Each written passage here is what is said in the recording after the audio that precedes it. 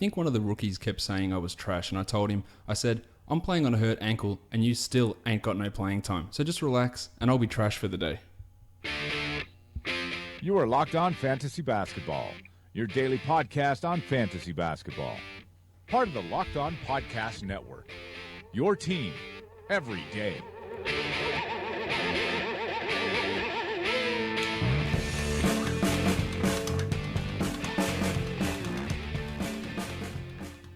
Hello and welcome to the Locked On Fantasy Basketball podcast brought to you by Basketball Monster.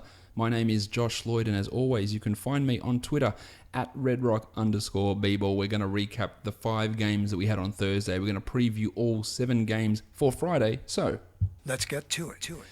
Let's get to it indeed, Michael Bolton. We will start out with the monstrous line of the night. This one, it felt pretty inevitable, didn't it, that Boogie Cousins was going to be the monstrous line of the night without Anthony Davis. Now, this is not a revenge game situation. You can talk about revenge games all you want. This is the fact that Anthony Davis wasn't around and there is nobody on this team that could do anything apart from DeMarcus Cousins. That is more the factor than it is the revenge game. 41 points for Boog. He hit 3 triples. He had 23 boards. He had 6 assists, a steal, a block. He was 14 of 25 from the field, and he was 10 of 12 from the free throw line. He has been amazing to start this season. He is a guy that is the number 2 ranked player in fantasy leagues so far this season. I've got him in a couple of leagues. I'm pretty happy with what he's doing, averaging 33 and 14, 5 assists, a steal, and almost 3 blocks. Those are numbers which are surely going to come down at some point, but they are obviously super impressive for him to put up that sort of, all those sort of numbers. Really, really good stuff from Boogie. They will be inflated in the games that Davis misses, as we've seen in those last 2 contests.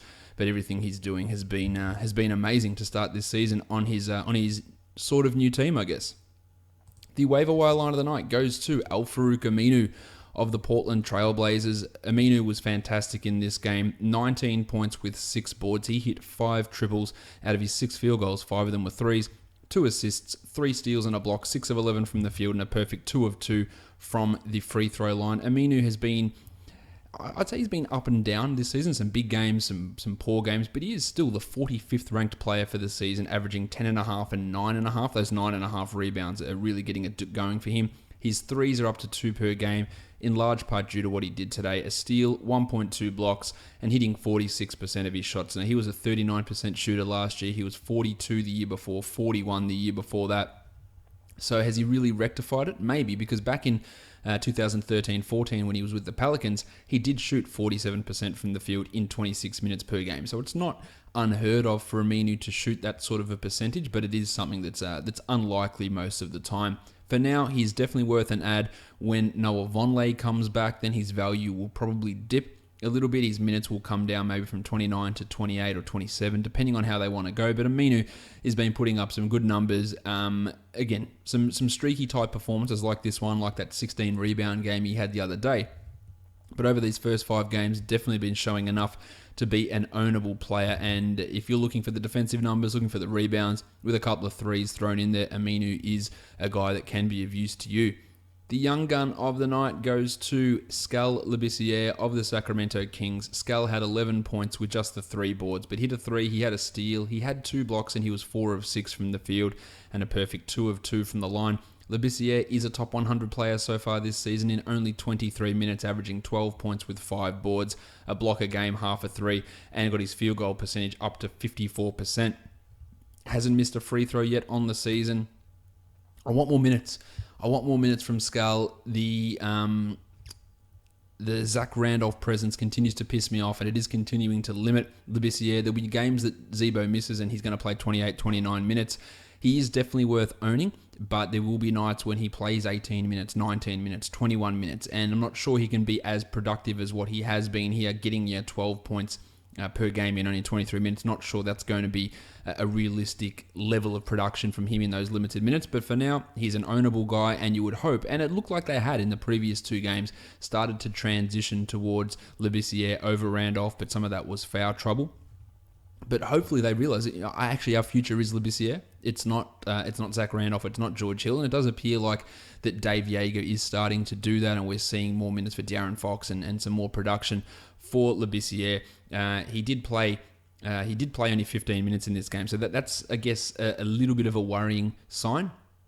got his 11 points, got his 6 field goal attempts, he had his 2 blocks, but the 15 minutes is a worrying factor in terms of his ongoing production. So you can own him, but he's probably that last guy on your roster in a 12-team league where when we need to make a decision to add someone off the wire, he'll probably be that guy to go. Again, if we knew that they were going to limit Randolph and play him 29 and play Labissiere at 28, as they absolutely should, then he'd have comfortable top 100 type upside. But for now, it is still just a little bit up in the air for Skal Labissiere. The dud of the night goes to another young player who is in his second season. It is Jalen Brown, who had 9 points. He did have 9 boards, 2 threes, a steal and a block, but 2 of 10 from the field and 3 of 6 from the free throw line really dropped his value down. He is now the 144th ranked player on the season, despite averaging 17 points per game. He's doing it Wigo style, really. Yeah, 6 boards is nice, 2 threes is nice, 0.6 assists, 1.2 steals, 44 from the field on 15 attempts is yuck, 53 from the line on 4 attempts is really yuck, and that's what's dragging his value down significantly. Now, he should be owned in all leagues. There's no doubting that, but again, people trading him for Bradley Beal, you just pat yourselves on the back. That is an absolutely gigantic steal that you were able to pull off by getting that, and that's why in those first couple of days, you take advantage of some of the insanity that flies around fantasy leagues, because there's no way that Bradley Beal is going to have equivalent value to Jalen Brown this season. Zero chance. We see it. I talked about Jalen all the time. He impressed me a lot last season, much better than I thought he'd be, but his game never looked supremely fantasy friendly, and I guess we're sort of seeing that this year. Again, those free throws will come up. He should be able to be close to a 70% shooter, and that will bring him around that top 100 mark. But yeah, it's just there's no assists, the decent steals but not fantastic, no blocks, all this sort of stuff. It just does limit. It does limit what he can do. When Marcus Morris returns, some of those shot attempts might actually disappear, because we know that Morris is a putrid ball hog, and that could impact what Jalen Brown can do there also. So, look, if someone wants to offer you a top 70 guy, a top 60 guy for Jalen, you take it immediately. Now, whether someone would do that at this point, I'm not sure, but there is still a lot of irrational love for him in fantasy circles. Not saying he's not a good player, none of that, but he is streaky. We've seen that so far this season. He had 25 in the opener, 18 in the next one, then 9 points, 23, 9 points. Yeah, poor free throw shooting in all games except one. There was one game where he was a 0 from 3. He's had assists in one game only. He had 3 assists in his second game. Every other game, 0 assists. He is quite streaky, and he is a little bit overrated, especially in fantasy circles, and that is something that you can attempt to take advantage of. Let's have a look now at the rest of these games, go through the box scores and try and see what we can out of those ones. Atlanta and Chicago is the first game. We had Ersan Ilyasova out, Dennis Schroeder out. Marco Bellinelli, who was probable heading into the game with an Achilles injury, he played 31 minutes and scored 23 points with 5 triples. Didn't do a huge amount else, but got hot, took a lot of shots and hit them. And that's where his value is, especially while DeAndre Bembry is out, and more importantly, while Dennis Schroeder is out. When Schroeder comes back, a lot of those shots will go away from Bellinelli, and they'll go to Schroeder. As for Bally, nice streaming option today, fantastic, nice threes. More of a 14-team league sort of a guy. Mike Muscala started in place of Ersan Ilyasova. He had 14 and 10 in 31 minutes, a steal and a block, and it continues to annoy me and baffle me that they just won't play the Baptist at power forward. John Collins playing all of his minutes as the backup center behind Dwayne Dedmon, and they just won't give him these minutes as the backup power forward. I just don't understand it. I cannot work out why they won't play him any power forward at all. It just doesn't seem to make any sense, but that's what they're doing, so we've got to accept that. Now, as for Muscala, when Ilyasova comes back, I don't see it. Now, that's a great line from Moose, 14, 10, and 4, really good. But when he comes back, when Ersan's back, he's just not going to get that playing time. I am a little bit worried that maybe when Ilyasova comes back, Muscala will start splitting his minutes between the 4 and the 5 and further reducing what the Baptist can do, which is somewhat of a concern for Collins' value, but I would much rather have Collins over Muscala at this point. But a nice line from Moose, but just have a look back before Ilyasova went out. He was really struggling. Kent Bazemore, 16, 5, and 3 with 3 steals. Horrific shooting. Again, the usage for him, he had 36% usage in this one. It will drop when Schroeder returns, so a lot of his value will disappear, but he is a guy to own. Well, Dedmon, the Undertaker.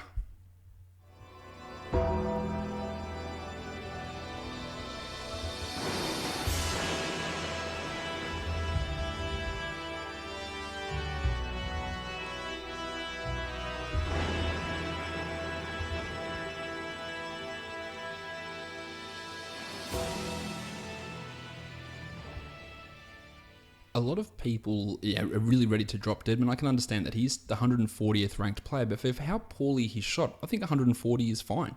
He had 4 points here only, 10 rebounds, 4 assists and a block, and only 40% from the field. In fact, he's shooting under 50% from the field for the season. This is a guy that should be really a 60% type shooter. He gets that up, his scoring comes back, and then he's going to give you almost exactly what you would have expected. He's averaging 7.5 boards, a block a game. He could get to 1.5 blocks. He could get to 8 rebounds. He could get to 8 points. And then that's sort of where he is, which puts him around that top 100 value. Now, it's not for everybody. And if you want to move on from him, the upside is really not that high, because we could see the Baptists take these minutes off Dedmon. But for where you would have drafted him, which hopefully would have been late with your last pick or your second last pick, he's not too far off giving you the value of that spot. The early season emergence and the fact that Collins is playing exclusively as a center is a little bit worrisome, but it's for all the talk of what's his name, Dedmon struggling, it hasn't been horrendous. People are really getting down on Taurean Prince as well. He struggled here, 3 points in 28 minutes, 2 assists and 2 steals. Not the greatest night. He's still the 104th ranked player this season. He's had a few poor games. The minutes haven't been high enough, but I'd still be holding on to him. He's only getting 28 minutes a night. I would have hoped for 30, 31. But who's coming in and stealing all this playing time away from him? There's Bellinelli, there's Bazemore, there's Prince to run the 2 and the 3. That's it. So he's going to get 30 a night most nights. I'm not overly worried about Taurean. I'm still holding on to him.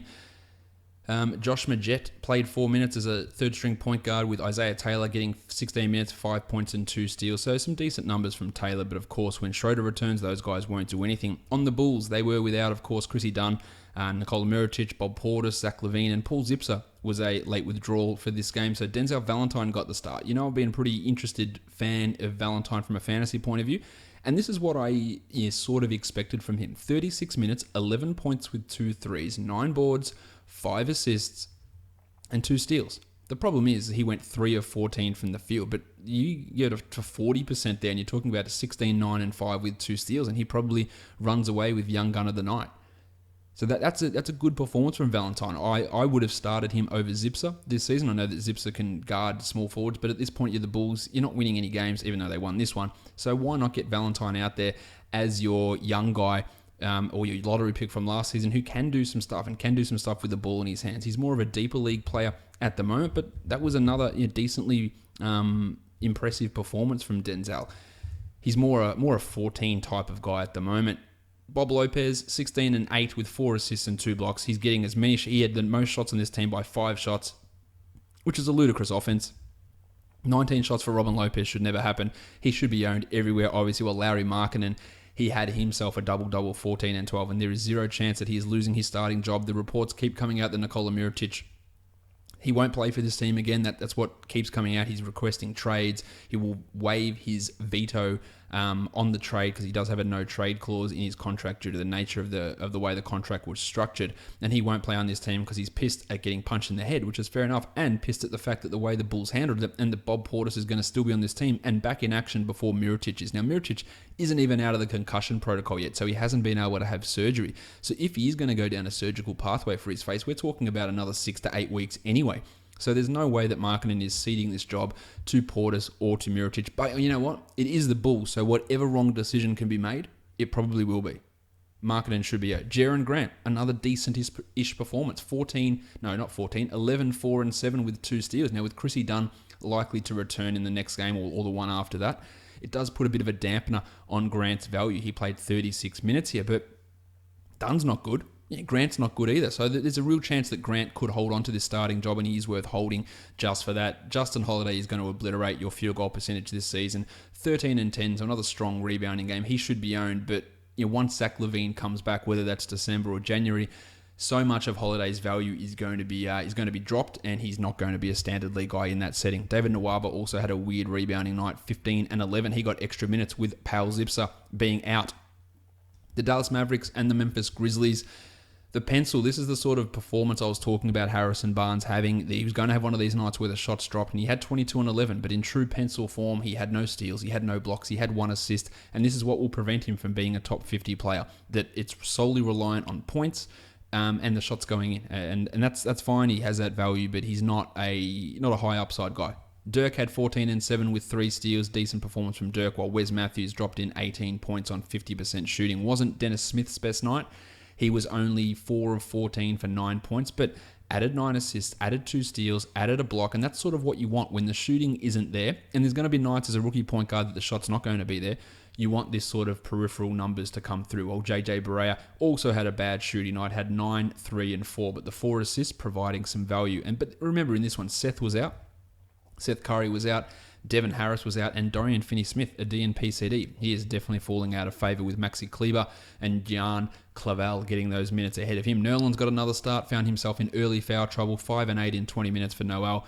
2 assists, still hold on to him, but it just appears like he is never getting big minutes, and that's just what you have to deal with. While Yogi Ferrell down to 22 minutes, 4 and 2 with 2 steals. Far from a must-own long-term guy, does have some short-term value. But in a game without Seth, without Finney-Smith, without Harris, the fact that Ferrell played just 22 minutes, maybe it's a matchup thing, is a little bit worrying even for his short-term value. Marcus Gasol was amazing again, 25 and 13, killing the Mavericks in back-to-back games. But Jarrell Martin, probably the biggest surprise packet here for Memphis. 9 boards and 5 blocks in his 32 minutes. But let's be honest, it's the first game he's had that's been any good since JaMychal Green's injury. When Green comes back, he'll go back to doing nothing. But if you want to stream for a rebounder, stream for a block guy, maybe Martin can be that player. I just don't think that there's much urgency to grab him. But I would be looking a lot at Tyreke Evans. Now, he's looking better and better every game. 22 minutes for Tyreke, 19 and 6 with 3 triples. He had a steal. 58% shooting from the field, which is not going to be able to stick, but he looks better and better each night. He's handling that second unit, and he's owned in only 16% of Yahoo leagues. Like, he should be owned, I think, in all 14-team leagues and anything deeper. And in 12-team leagues, I reckon in a week's time, he could be a must-own guy. Not quite there yet. Mick Conley, everyone complaining again about him, still had 22 points on 39% shooting, 4 assists. Look, the usage is there. He's getting to the line 12 times. When the shot falls, he's going to be fine. He's going to start putting up those numbers, and this is still a pretty decent performance. Dylan Brooks, he can go in standards. He had 7 and 5 in 25 minutes, while Mario Chalmers, Andrew Harrison, Jim Ennis, all 3 of those guys struggled. Ennis, not a standard league player. The Boston Celtics and the Milwaukee Bucks. Al Horford was amazing. 27, 9 and 4, 4 triples, 1 block. Super efficient, great defense. He is so underrated, and I hope many of you guys drafted him because him and Nikola Vucevic were 2 of the biggest center steals in those mid-rounds, and you could get them probably 20 spots lower than what their actual value is likely to be, so he looks good. Kyrie had another solid game. He's looking better and better. 24, 3 and 7 with a pair of steals and a pair of threes, while Jason Tatum only played 28 minutes with Marcus Smart returning, but still 12 points, 3 assists, a steal, 50% from the field, and 5 of 5 from the line. Preserves his value, and he is significantly better in terms of fantasy over Jalen Brown. We saw Daniel Tice start over Baines. He wasn't his best night, 0 points with 5 rebounds, while Baines played 24 minutes and had 12 and 7. A really strong performance from Baines, but more of a deeper league guy. And with Smart returning and on a minutes limit, Terry Rozier played only 21. 4 and 7 with 2 steals. He's a top 100 player this season so far. He won't be moving forward. And then you've got to factor in Marcus Morris's return, which again takes shots away from these other guys. Rozier showed us the sort of shooting he showed us last year, 2 of 9 from the field. He's currently at 40% this season and was obviously a lot higher before this one.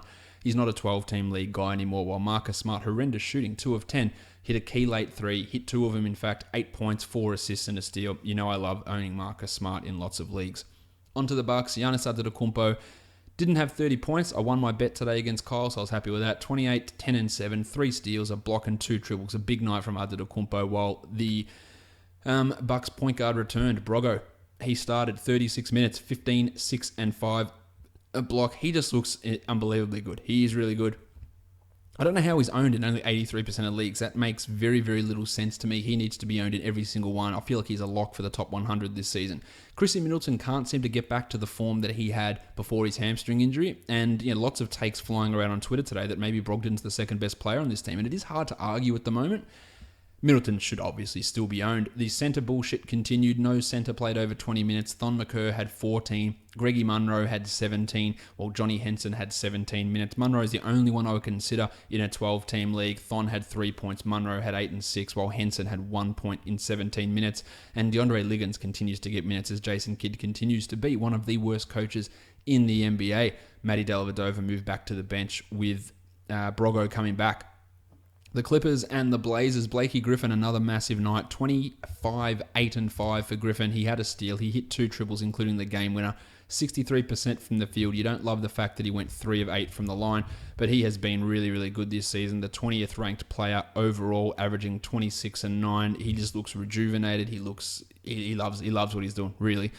Austin Rivers. Now, you can say whatever you want about Austin Rivers. You can talk about nepotism with Austin Rivers, and he shouldn't be getting these minutes. And look, he's not as bad as some people make out in terms of overall talent level, but he is one of the toughest bastards in the NBA. He is tough as they come. You've seen he fights for everything. He gets cracked in the face. We saw him with that bloody face, black eye today, dislocated finger, went to the sidelines, had it put back in, not only stayed in to take the free throws, but stayed in for the next defensive possession as well before he fouled out. He's probably going to miss some time with that dislocation in his finger, but he is a real tough bastard, and you have to give him kudos for that. 16 points on 11 shots is good as well. 2 steals and 3 triples, but with the spectre of him missing time due to this finger, and the fact that he's not a great fantasy asset, he's not a 12-team league guy.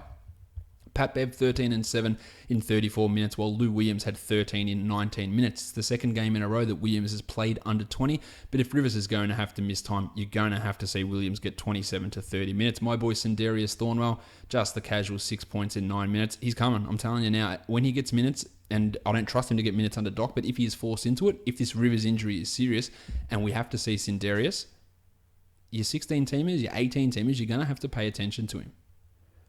The Blazers, Dame Lillard, 25, 2 and 6. That's 2 games in a row where he's just killed your field goal percentage, but not a bad overall night. 7 from 7 from the line is pretty solid, but the field goal percentage is taking a hit, while CJ had 23, 5 and 4. Mo Harkless, this is a better Mo Harkless line, a 1-1 with 13 and 4.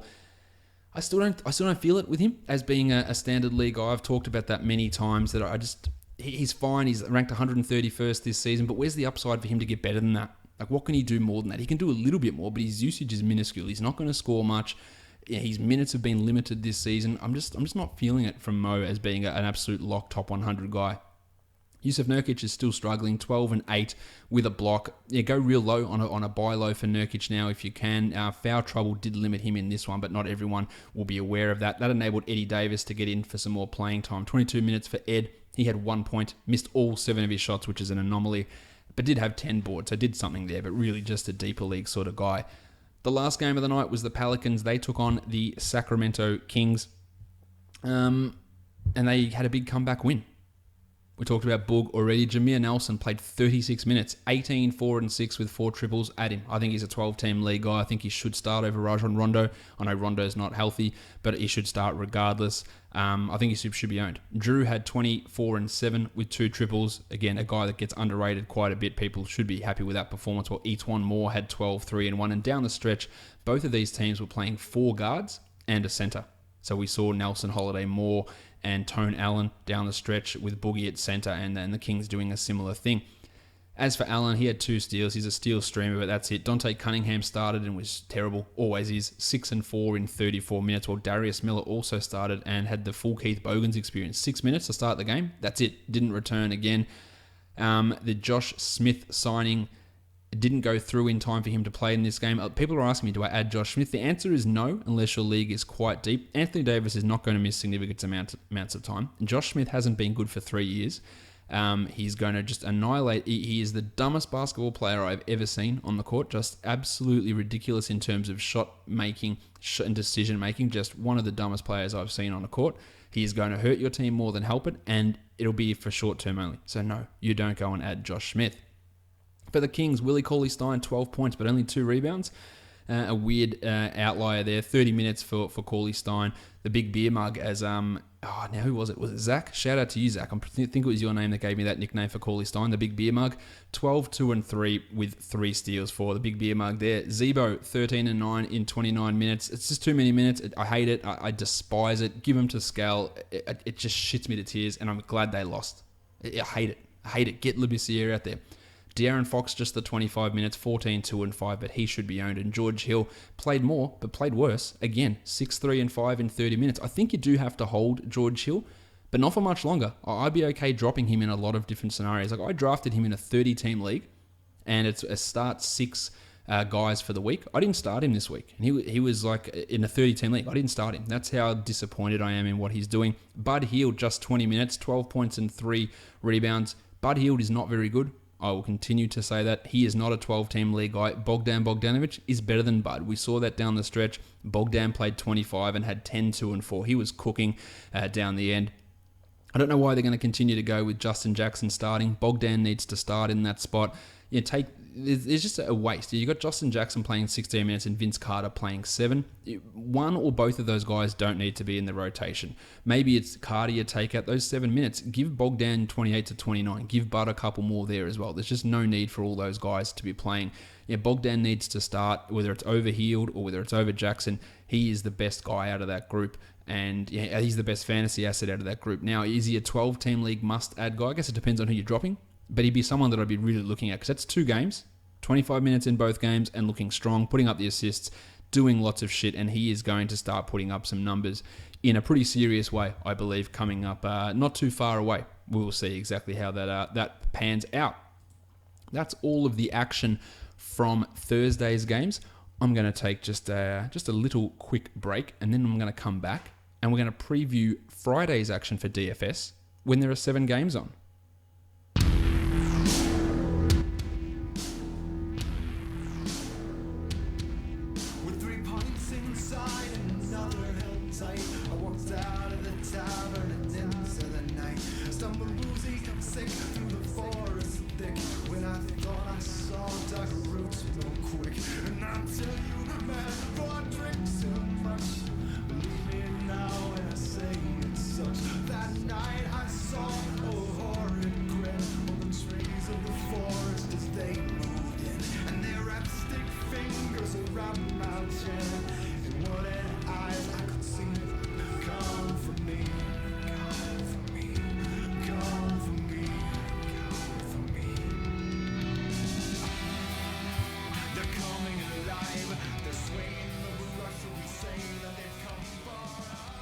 Alright guys, we're back. Let's look at the perfect lineups on FanDuel. Kyrie, 45.1 and Jameer Nelson, 32.8. David Nwaba, congratulations if you put David Nwaba in a lineup, 32.7, while Denzel Valentine had 26.6.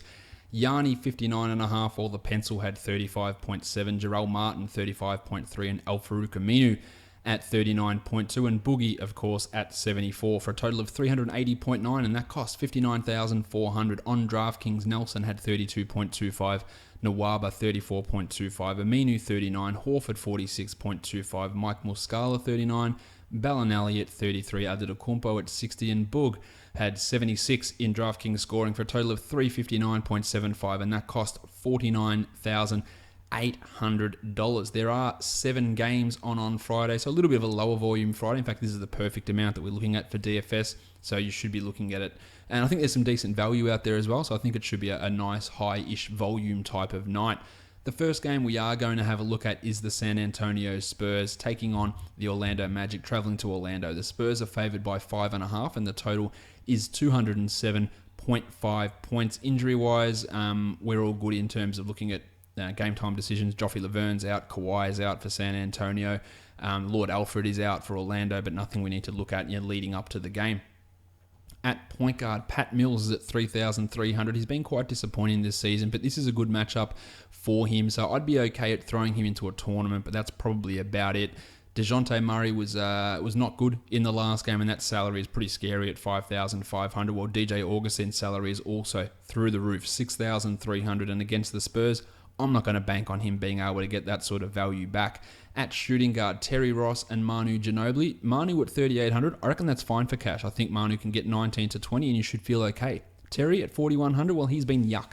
Real yuck. In fact, his highest score in the last 3 games is, his average in the last 3 games is 13 points, and that's nowhere near where it needs to be. The defensive situation with Danny Green on him is not ideal, or Danny Green switching between him and Fournier is not ideal. So tournaments only. As for Green at 5,500, been pretty consistent with what he's been doing, but I'm still not fully trusting Green. But if there's a time you're going to do it, it's this time in a good matchup with Kawhi out and Parker out. At 5,500, Green can do that sort of stuff. At small forward, Kyle Anderson's at 5,000, had a nice 30-pointer in the last one against the Heat. I'm not feeling all that confident in Anderson doing that. Rudy Gay at 5,500. Gay was fantastic. I would look at Gay as a tournament type player here, though. While John Simmons against his former team, if you want to go revenge game, hey, Boogie had a good one.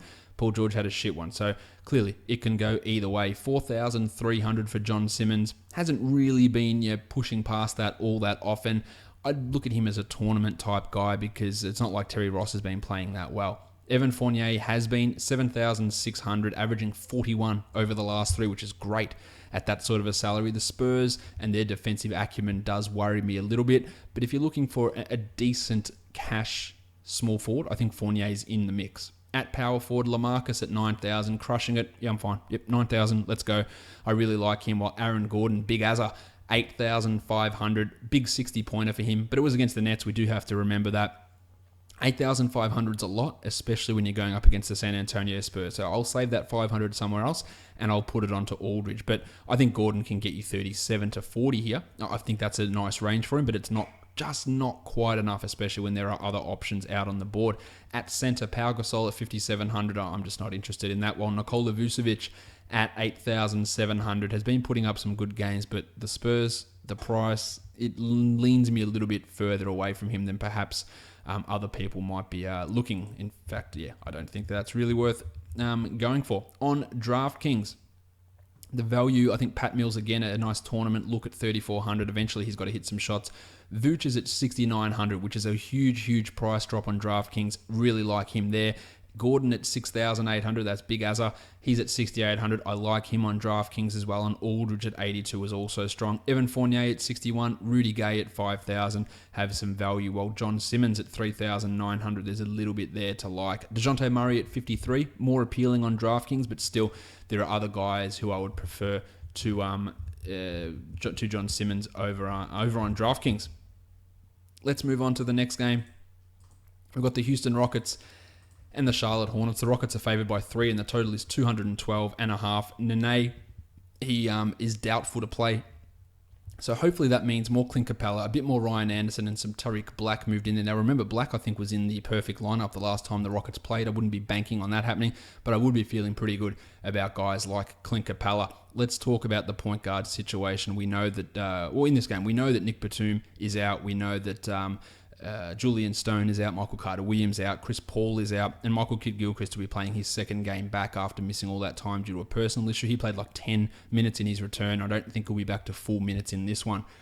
At point guard, Kemba, $8,000 for Kemba. The pace is a nice one for him. He hasn't really been pushing that level, but I think that he's a pretty solid bet to get 35 plus, and that's okay at an $8,000 price range. Demetrius Jackson and the Cannonball Isaiah Cannon, both of those guys are going to get some backup looks. If you want to take a risk, maybe Cannon, because he can get hot and hit those threes in a tournament, but it's pretty low chance of that happening. Jeremy Lamb at 6,400. That's too high. That's $800 up on where he was last time. He's going to get 30 pretty much most of the time, but I just feel like it's just a bit high, but I don't hate it for cash.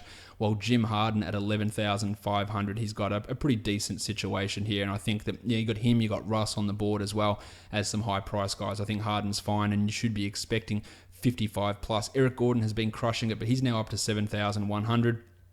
Coming off a 40-pointer against the Sixers, averaging 33 over the first 5 games of the season, so some pretty decent numbers there for Gordo.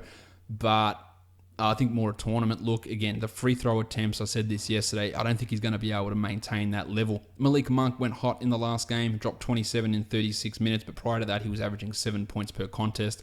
Not really much to love about using him in cash, while the Baconator, Dwayne Bacon at 3,300. I think the Kid Gilchrist gets more minutes, and that's going to push Bacon back down the pecking order.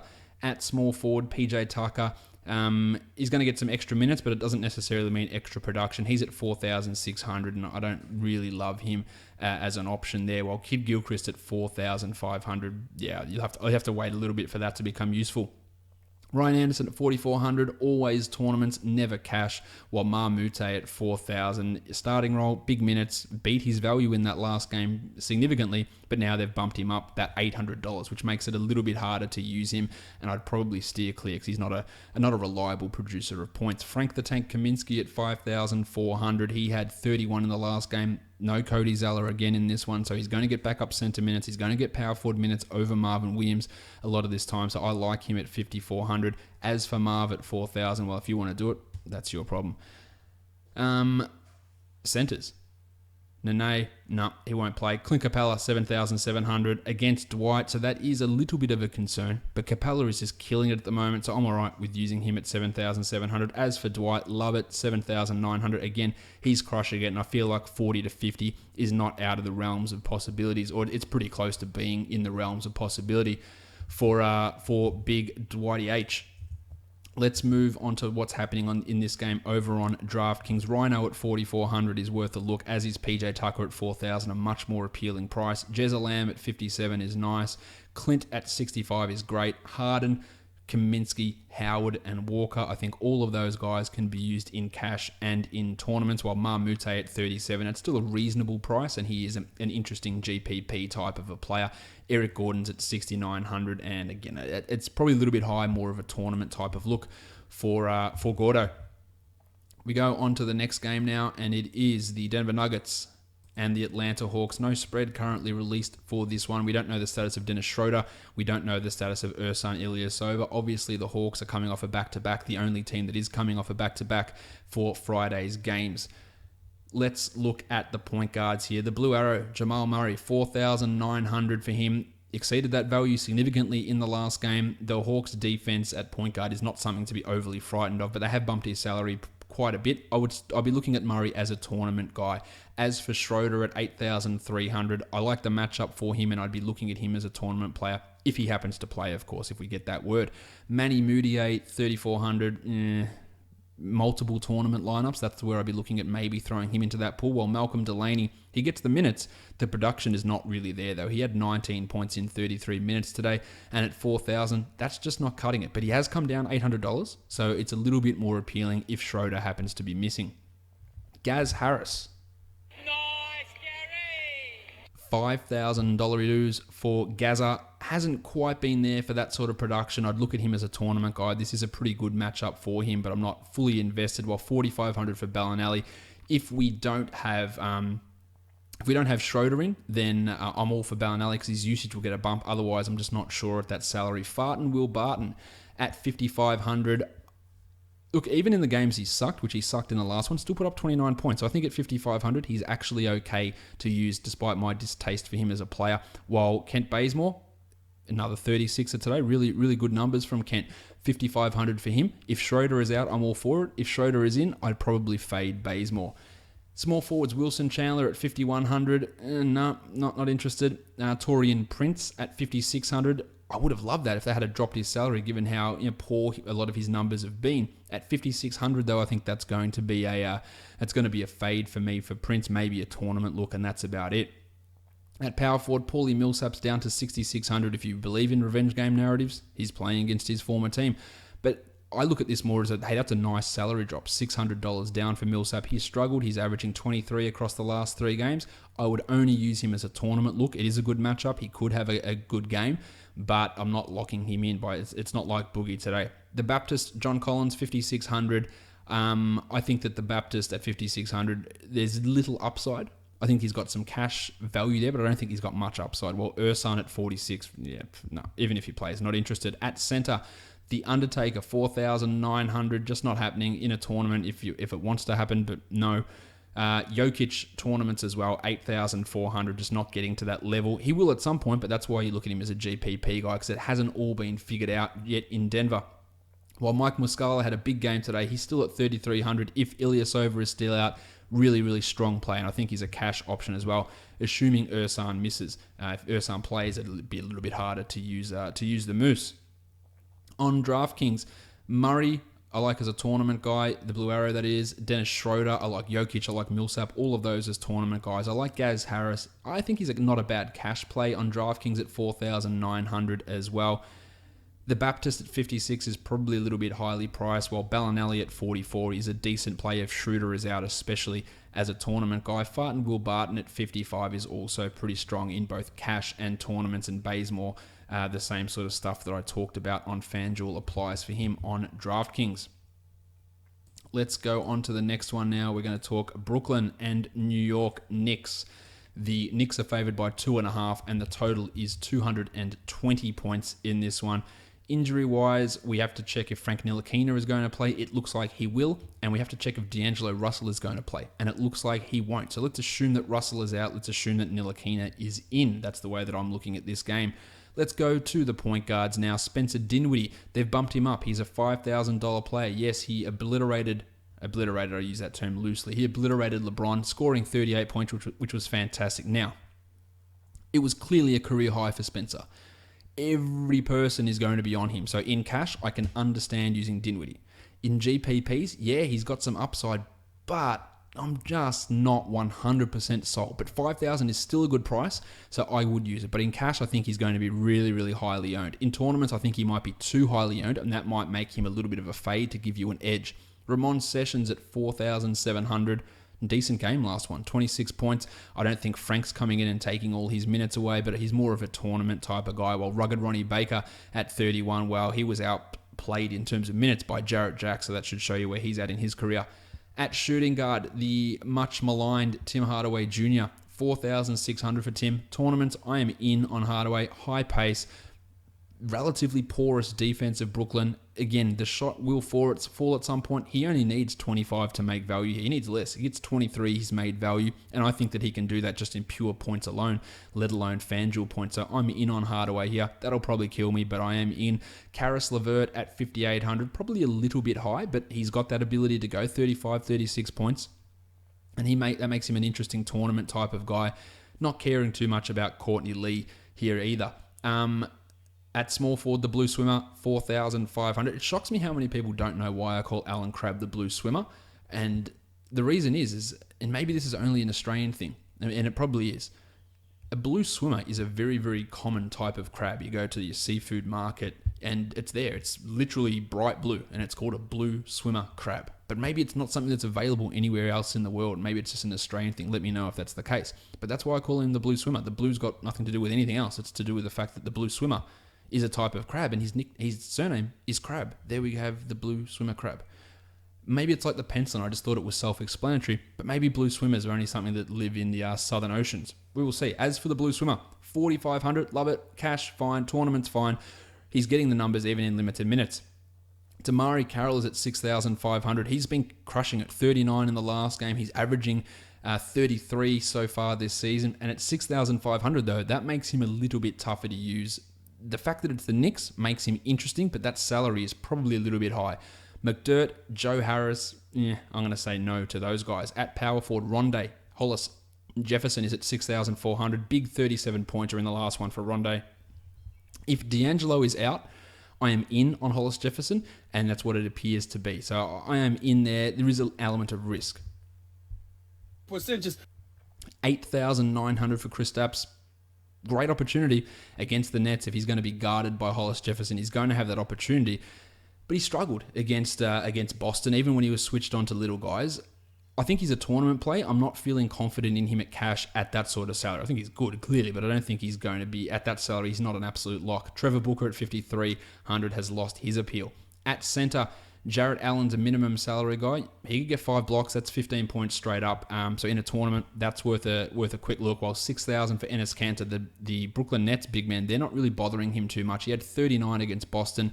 I think at 6,000, you should have an element of confidence in Kanter. Now, Atkinson could play him 23 minutes. Or not Atkinson, who's the other dickhead? Hornacek. He could play him 23 minutes and really bother us. But we saw when he was rolling against Boston, he got those minutes and put up big numbers, and he's averaging 30 and a half so far this season. So at 6,000, I feel like Kanter in a good matchup is worth a look here.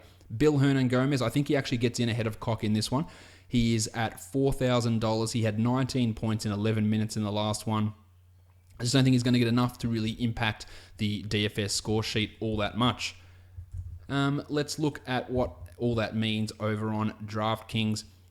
I like Rondé at 5,200. I love Rondé at 52. Spencer Dinwiddie at 5,200. That's probably a little bit high.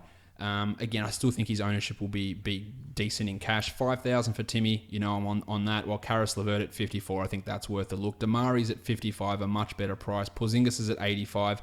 a much better price, while Cantor at 59, maybe not as enticing as what it is on FanDuel, but the double-double bonus really does help Cantor over on DraftKings, so that he is someone to pay attention to. I like Sessions as a GPP, and I like the Blue Swimmer at 49. Less than what I like him, though, over on FanDuel. Let's move on to the next game. It's the Oklahoma City Thunder. They are taking on, again, the Minnesota Timberwolves. We saw that great last-second buzzer beater from Wiggo the other day. Let's see what happens as they travel to Minnesota this time. We don't know the status of Jimmy Butler, who's missed the last 2 games with an upper respiratory tract infection. If I had to put money on it, Butler will play, and that takes away the punt ability of Shabazz Muhammad, because he was shit in the last game anyway, but I think that Butler will play in this one. If we look at the point guards, Russ is at 11,400. I think that is strong in cash. I'm not sure that for a tournament it's right there, but I think his ownership will be pretty high, as people are still going pretty high on Russ.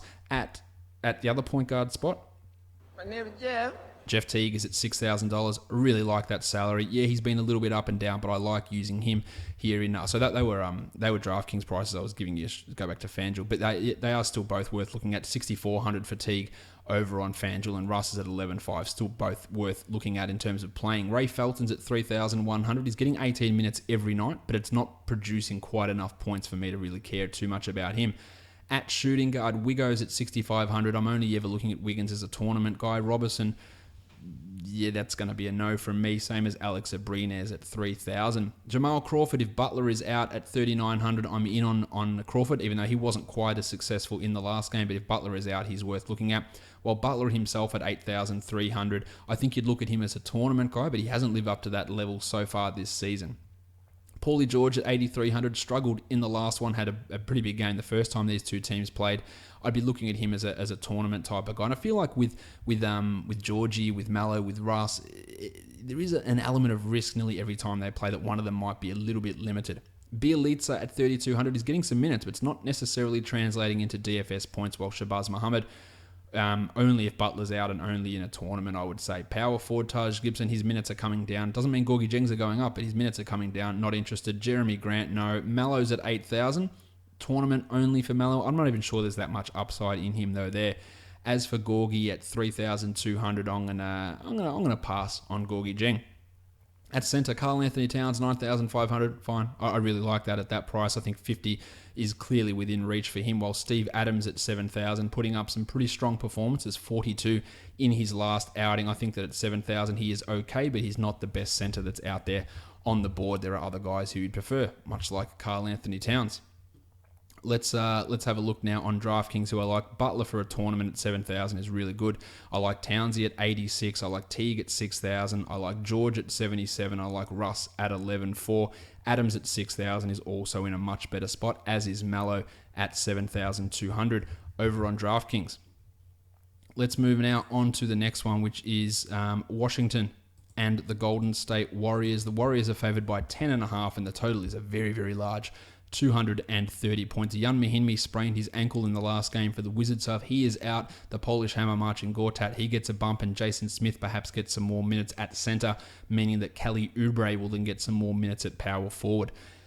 Let's talk about the point guards here. We've got Johnny Wall at 9,700. He's got a decent record against the Warriors, so I'll be okay using him. And Steph's got a very good record against the Warriors. I think this is a good situation to use Steph, even for cash. I'm okay with using him, even though, look, John Wall has got good defense in the past, but Steph has just routinely lit up the Wizards, and I think a 50 spot is something that could be coming for Curry in this one. Shooting guards, Klay Thompson at 7,200. Tournament for him, while Brattles Beal at 78. I'd feel much better about using Beal, more consistency, and I'd use him more in a cash game than I would Klay. Pat McCaw. Actually, Shawnee Livingston is out of this one. He's attending Devin Harris's brother's funeral. So someone's going to have to take those backup point guard minutes, whether it's Quinn Cook or Pat McCaw. I assume McCaw will get some of them. I don't think either of them are DFS options. At small forward, Kevin Durant, 10-1. Really, really like that. Iguodala at 43. Really dislike that. Oubre at 5,200. Maybe a tournament, but I have no confidence in him getting points on a consistent basis. At power forward, Draymond's at 82, probably a little bit high, but he's always in the tournament pool of players. Otto Porter at 7,000 also feels too high to me. I don't feel confident with that. Jason Smith, Mike Scott, and David West, no. At center, Zaza's at 3,200. I'm going to fade that. Gortat at 6,000. If Mahinmi's out, I'm all aboard Gortat at 6,000, but there is the risk that it's the Warriors and they just end up going small. The problem is they don't have Markieff. So who do they put? Is it Jason Smith? He's going to get roasted more than Gortat will. Do they play Kelly Oubre at center? Like, what other option do they do? Mike Scott. So I think by just default, Gortat is going to have to play. So I think he's an interesting tournament guy, but there is an element of risk there with him, given the way the Warriors just dismantle traditional centers. On DraftKings, I like Draymond a lot. I like Durant a lot. I like Curry a lot. Gortat and Clay are more GPP type of players. Oubre's a GPP. Brattles Beal at 75 is strong. Johnny Wall at 10,000. Other guys I'd prefer, while Otto Porter at 67 is probably just a smidge too high for the DraftKings crowd. All right, let's go to the last game of the night. It's the Toronto Raptors taking on the Los Angeles Bulls. The Raptors are favored by 6. The total is 225. Valanciunas is listed as out by the Raptors game notes. That hasn't been confirmed, so I've got him at doubtful. He won't play. Bebo Nogueira is also doubtful. So we're going to see more Pascal Siakam, and we're going to see more Jakob Poeltl, who's been putting up some really impressive numbers, back-to-back double-doubles. At point guard, Kyle Lowry at 7,500. I'm in on him as a tournament guy. Yes, he's been struggling, but he did have 39 points in that game against the Warriors. So if you want to use him in cash, it's not a horrendous idea. Delon Wright, who is just absorbing all of Norm Powell's value. He's at 4,400 Delon. I'm not sure it's a great spot to use him, but he is really impacting what Powell can do.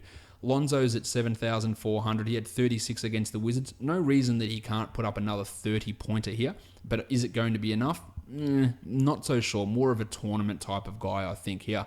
At shooting guard, Norm Powell, I'll fade. DeMar at 84, I really like at that sort of a price. Jordy Clarkson's a fade, and Kentavious Caldwell-Pope at 6,000. Has been strong to start the season, but he is a guy that can just completely shit the bed at any time. So 6,000 makes him a strong tournament type of guy, I believe. At small forward, OG Anunoby's at 3,100. I like what OG's been doing. 15 points against the Warriors. I wouldn't hate throwing him into a tournament. Maybe some junk time arrives and he puts up 3-4 blocks. He's got that ability. Brandon Ingram at 56, I think is pretty good play. He looked good against the Wizards. I'm okay with using him at that sort of a salary, while CJ Miles is always just a tournament guy because he's a real low salary. Kyle Kuzma's at 4,900. The salary has come down a little bit. The minutes are there. The production's not quite there for Kuzma. Maybe a tournament guy. Siakam, I love at 3,200. Randall at 46 is a GPP guy. Serge Ibaka at 55, I'll fade that. And Larry Nance at 5,200, who was really strong in that game against the Wizards. I just don't have confidence in what Luke Walton's going to do with those rotations. As for Brook Lopez, I think you should have zero confidence there. 6,600 is just really high. While Poeltl at 5,400, yeah, I'm okay with using Poeltl at 5,400. I think that's a strong situation to consider using him.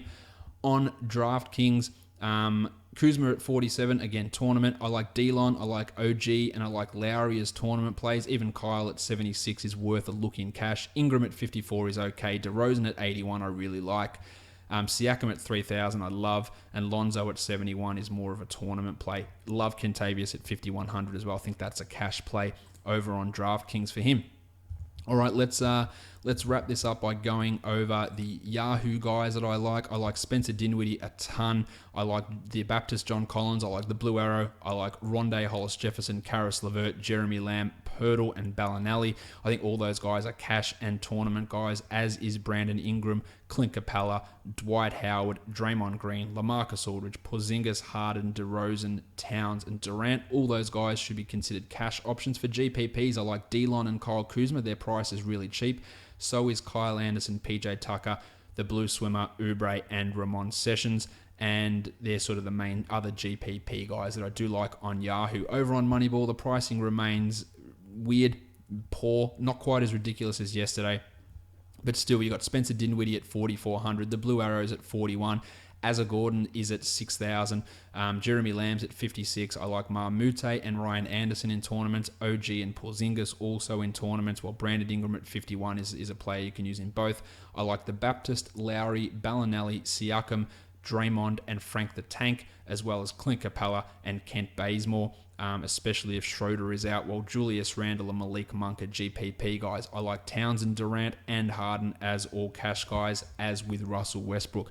I don't have the Draft Stars prices loaded just yet, so I can't give you those, but rest assured they'll be too low and there'll be value all over the place over on DraftKings. That does it. Now, again, no pods on the weekend. I'm sure people will ask me, you heard the reasonings. I'll be back to talk to you guys after Sunday's games. I'll still be I'm doing all the projections over on Basketball Monster still. I'm still writing up all the box score reports over on Basketball Monster, so you can check all that out. My Twitter's open. You can always tweet at me. I won't always 100% promise to get back to you because it's impossible given how many come through, but I will read them all and I will attempt to respond to as many as I can. Leave a review for this podcast on Apple Podcasts, Google Play, TuneIn, Stitcher, or Spotify, and subscribe. Also subscribe to it on YouTube and leave a comment if you've got anything you want to say. Give it a thumbs up, and that's a great way of helping the show as well. Guys, we are done here. Thank you so much for listening, everyone. See ya.